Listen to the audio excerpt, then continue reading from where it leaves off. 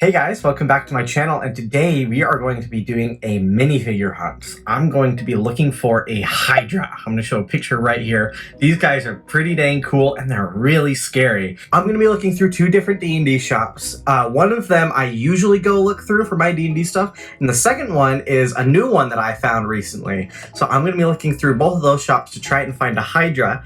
But if I don't find the Hydra, I'm going to find the next best thing. So let's go into the first shop and see what we can find.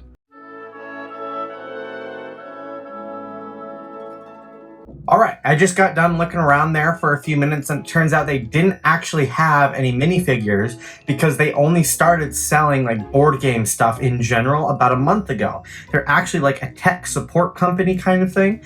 It's a place called the Game Cave. They had some really cool board games in there. They have a lot of cool stuff, and they even have a 3D printer in case you want to like make your own D&D minifigures. But they didn't have any in there right now, so I'm gonna go look at the next place called Game Haven. Alright, I'm at the second place. It's called Game Haven. Now this is where I usually go to shop for my D&D stuff. It has dice, minifigures, books. It has a lot of cool stuff in there, so I'm excited to see what they have. I'm not sure if they have the Hydra, but I'll be happy if they do.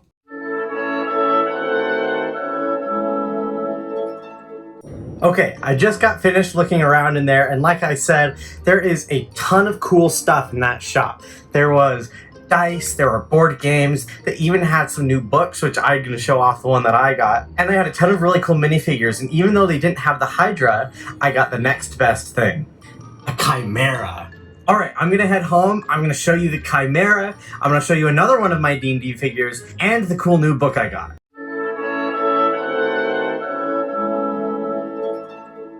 Alright, I'm back home. You can see I have all my minifigures laid out. I had to pick one that I wanted to review alongside the Chimera, which we're going to get to in a second. But I want you guys to tell me down in the comments which of these minifigures that you want to see in some of my future videos.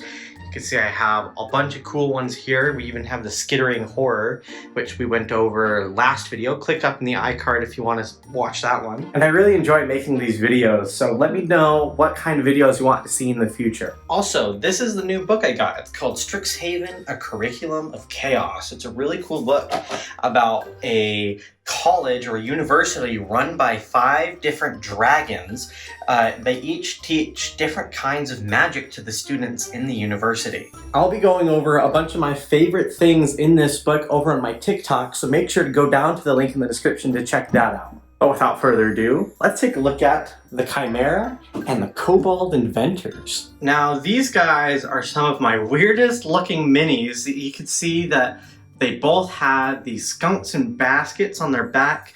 One of them has what looks like a scorpion on a stick, and the other is holding like a jar of honey. But if you look at the actual stat block, these guys are actually really cool. They're challenge rating 1/4. They're not that hard to kill, but they have a lot that they can do. You can look at this art here. They have skunks in a cage, scorpions on a stick. They have a bunch of crap hanging on their belt.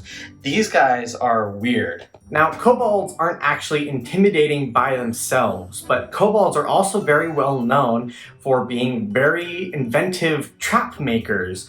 They'll actually lay out traps in places where people will least expect them, and there'll be these big, elaborate designs that no one would expect at all. And it's not until you fall into the trap that you see what actually did it to you. And if we ranked kobolds on a ladder of who is the smartest, the Cobalt Inventors are near the top. So even though these guys are pretty physically weak, they have this big chunk of their stat block dedicated to their inventions. You can see they have the classics like Acid, Alchemist Fire, which is basically a Molotov cocktail, but they also have a basket of centipedes, a green slime pot, a rot grub pot, a scorpion on a stick, a skunk in a cage, and a wasp nest in a bag. These Cobalt Inventors have a ton of little weird things they can do, so if you're creating an encounter for your party to run into, I'd highly recommend adding these little guys into the encounter because they spice things up in really strange ways. They're in the Volo's Guide to Monsters book.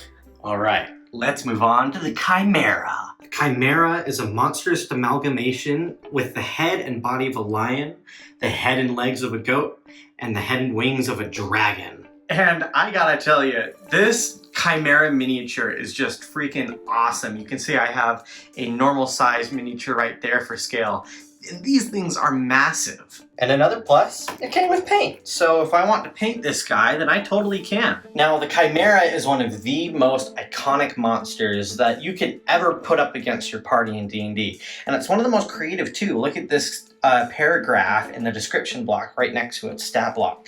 You said it combines the worst aspects of the three parts. The dragon head drives to raid, plunder, and accumulate a great hoard. It's lean in nature, compels it to hunt and kill powerful creatures that threaten its territory, and its goat head grants it a vicious stubborn streak that compels it to fight to the death. The three aspects drive the Chimera to stake out a territory as large as 10 miles wide. And the Chimera is especially deadly for an early party. You can see their challenge rating 6, which means like you should put it up against a party that's around level 4 to 5 or something like that. And they have quite a bit of hit points for their challenge rating, along with 3 attacks. These guys are vicious. You can see they have 3 attacks, one with its bite, one with its horns, and one with its claws. And the fire breath can be used in place of one of these other 3 attacks. And you can see that these 3 attacks here are solid. Like they deal like quite a bit of damage, and the fact that it gets 3 of them in one turn makes it just more deadly. Not to mention, the Chimera's fire breath is nasty. Even though it's just a 15-foot cone, a DC 15 dexterity saving throw, meaning you have to get a 15 or higher on the saving throw to succeed, or taking 7d8 fire damage is nothing to scoff at.